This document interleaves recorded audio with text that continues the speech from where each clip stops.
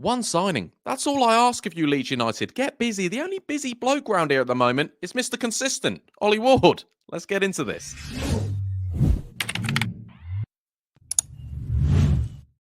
Alright guys, what's going on? My name is Ollie Ward. Welcome back to the Ollie Ward channel. Happy Thursday. Hope you've all had a great day and you're ready for the latest Leeds United transfer news and rumours. Before we get into it, you guys know what to do. Be sure to smash. Let's go for 350 likes. That's a lot of likes, but your support this year has been absolutely immense. So get down there right now and smash a like. Also subscribe if you're new.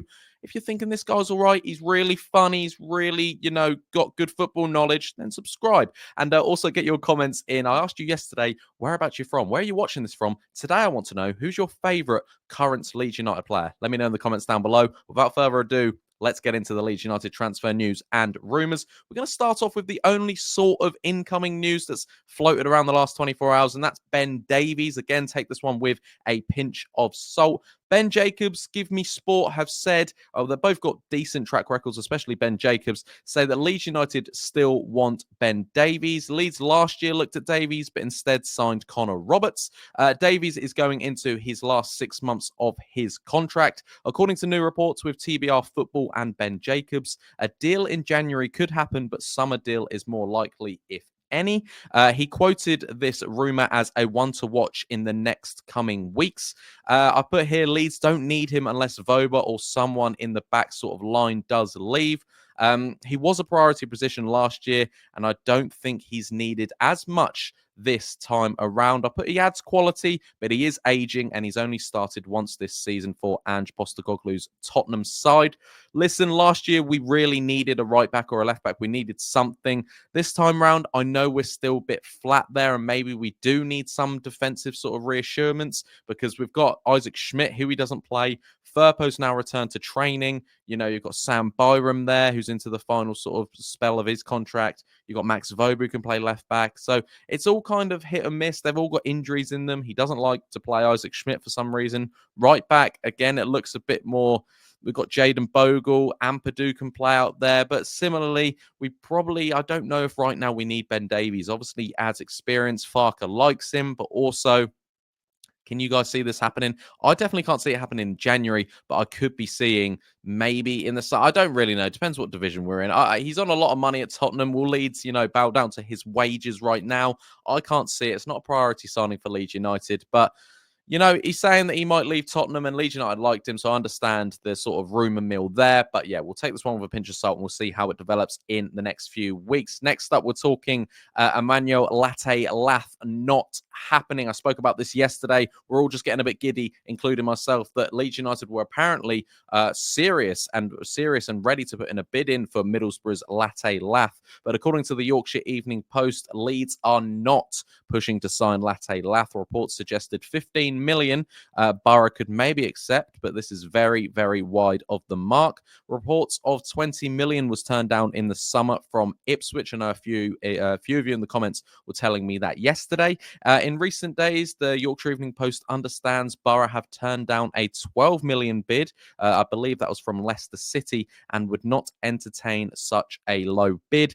Daniel Farke doubled down in his press conference and praised Pirot, Joseph, and saying Nonto could also play in the 9, but says they are alert in case something does go wrong, but they're not in panic mode right now to sign anyone, and particularly sign a striker.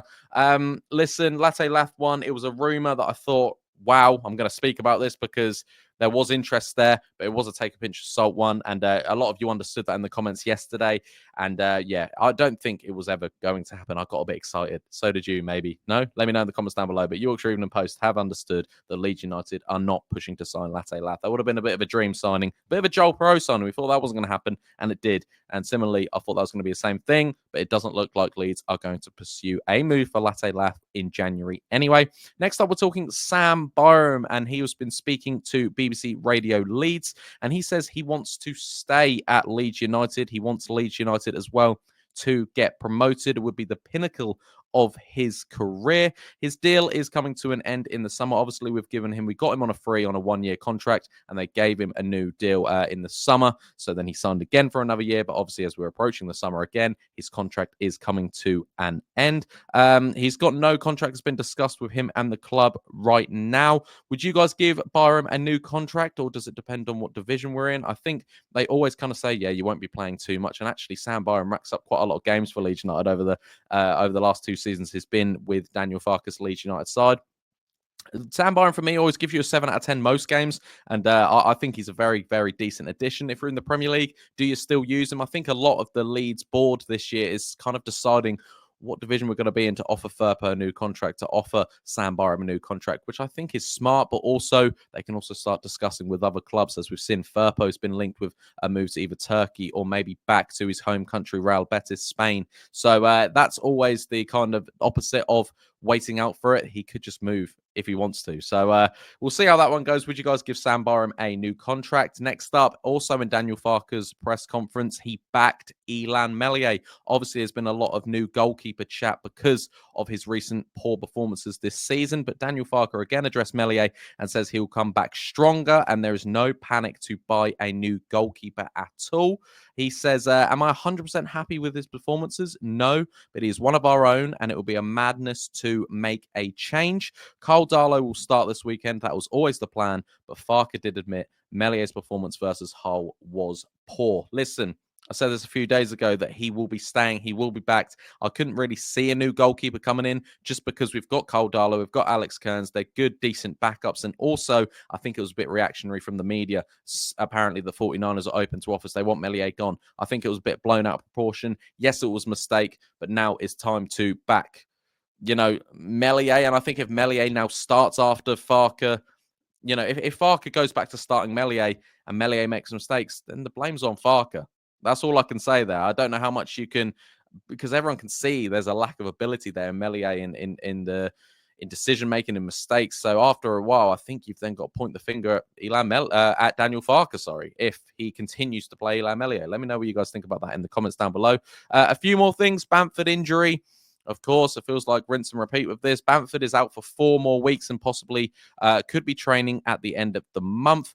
I understand the praise towards the attackers, but, this is just a rinse and repeat now. I think we can't keep backing Bamford, unfortunately. When he came on against Blackburn, he had 20 minutes. That's all he had, and that seems to completely kill him off. He's used to like 5-10 minutes. We gave him 20 minutes. He came on in the 69th minute against Blackburn, and he's out with a hamstring injury for 4 weeks. You can't keep relying on him. I know the Latte Lath, rumours might not be the answer, but surely we need a backup if the likes of Joffrey might be going.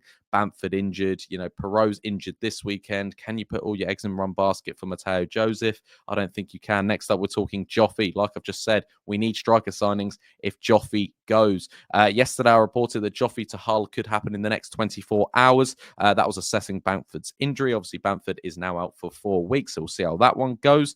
Will he still go out? We'll have to see. Farke does say, I have an honest relationship with Joffrey. He knows I trust him, says he can talk to other clubs, though, but hasn't made a decision yet. He says, let's see what happens in the next few days. He needs football, but we need backup. I think you send Joffrey out and you've got to bring someone in. That's what I think. The 23-year-old deserves football. He deserves to go somewhere. He's going to get regular first-team football. Like I've already said, it's going to be a loan, apparently, not even a permanent exit, which I still think is harsh for Joffrey because Farke says he knows I can trust him and stuff. We'll use him then. If you really can, use him. And he doesn't at all. And last but not least, we're talking Luca Thomas return. This wasn't put anywhere officially, but he was out on loan at York City, and he did tweet out in the last hour, I want to wish everyone associated with York all the best, and for the rest of the season. The fans, staff, and the players were all brilliant, and I enjoyed every moment with you all. Again, Luca Thomas can play along the front three.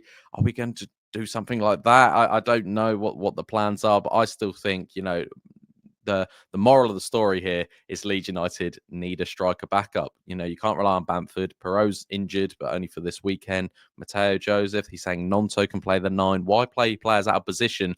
I'm not being horrible to Nonto, but Nonto hasn't really done well in his position he can play in this year. So why put him in a position he's not used to?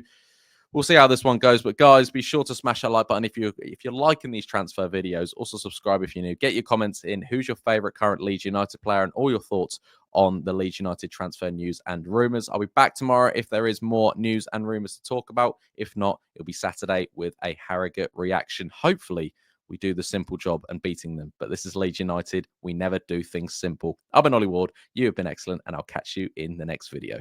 Cheery. Oh.